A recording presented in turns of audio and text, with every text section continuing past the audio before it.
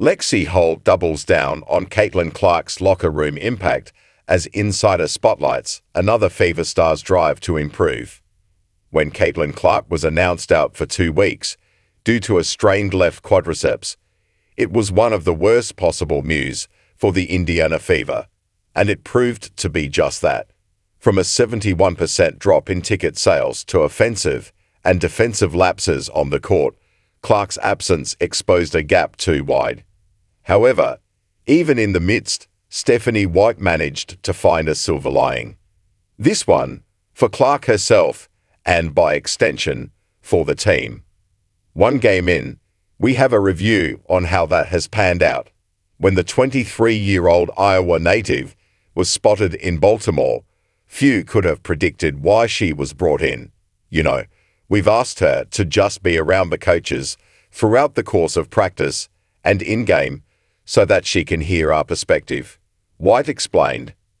She can get a little bit more of a coaching hat, so to speak, and see the game a little bit more from how we see it. For her, Clark's injury offered the superstar a chance to observe the game from a different perspective. But is it really working for Clark? To an extent, yes. Once the game tipped off, it was Clark who stepped into a quasi-assistant coach role in what was her first missed game since high school. And during halftime of the Fever's 83-77 loss to the Mystics, the reigning RTI wasn't just passively observing. She was actively involved. She argued calls with officials and even initiated a video replay review. And this wasn't a one-off incident. Clark was spotted multiple times walking onto the court after the Mystics grabbed a 44-40 lead at halftime. She was the first to jump into the huddle and even made repeated attempts to plead her case to referees. Looks like White's strategy is playing off. Lexie Holt put it best. I'm seeing her grow in ways I didn't expect. I think her being able to watch the game from a different lens and be able to sit by the coaches and hear what they have to say, I think she is learning a lot.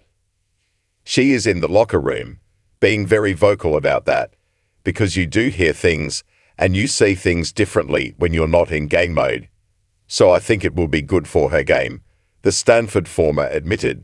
But while Clark is progressing even from the sidelines, another player is stepping up to shoulder the load in her absence, Aaliyah Boston. The 2023 #1 overall pick has been putting in extra hours after practice with assistant coaches Keith Porter and Austin Kelly to sharpen her game. Indiana Fever bait reporter Scott Agnes even shared a clip as Boston waded off defense and practiced layups. And honestly, that's a need. Especially after the second consecutive loss, that felt like a gut punch.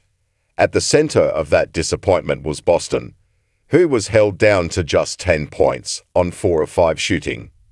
No doubt, it's an efficient stat line, but it also tells a deeper story. Boston attempted just 5 shots in 29 minutes, a sharp contrast to her 19-shot explosion against the Liberty. Why? Because the young Mystics team packed the paint and dared the rest of the Fever to shoot.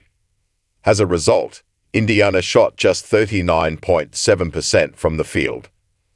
So, Boston's extra reps after practice might be her way of preparing for a statement performance. Still, she wasn't the only one who struggled against Washington. How Indiana Fever failed without Clark. If you look at Aaliyah Boston's numbers, it's clear she was dominant and served as the focal point of the Indiana Fever's offense. Just consider her performance against New York, where she dropped 27 points and grabbed 13 rebounds. But in the most recent game, nothing seemed to click. I'd also know what we have in the locker room, though. We're not living up to, individually and as a team, where we're supposed to be right now. And we've got to turn that page. I know we keep talking about that in the locker room, but sometimes enough is enough, right? And she's a of a player, wnba, for us. Sometimes we just got to find her. They played really good defense on her, Sophie Cunningham explained. Of course, AB needed to be found on the court, but the Mystics managed to reduce her usage rate significantly. That disrupted Indiana's rhythm, already shaken by Caitlin Clark's absence. The Fever were narrowly out-rebounded 34-33 and struggled to maintain any consistent offensive flow. Their ball movement was stagnant, with only 15 assists on 25 made field goals. Even their transition game was non-existent, as they recorded no fast break points. And, to make matters worse, they committed 26 fouls. So clearly, the team as a whole suffered a loss against the Mystics' strategic execution of gameplay. Now the question is, can Boston carry this team to a win against the Connecticut Sun?